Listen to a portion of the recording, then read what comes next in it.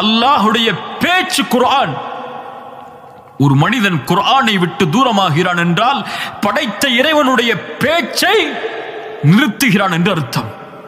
வேண்டாம், எனக்கு என்னிடத்தில் இறைவா பேசாதே என்று தடுக்கிறான் என்று அர்த்தம். முஃமின்களே, முஸ்லிம்களே, குர்ஆனை திறந்து ரப்பை உங்களோடு பேச அனுமதி அளியுங்கள். அந்த கல்விலே அந்த குர்ஆனுடைய வசனம் பேச பேச ஒளியால் அந்த கல்பு நிரம்பும்.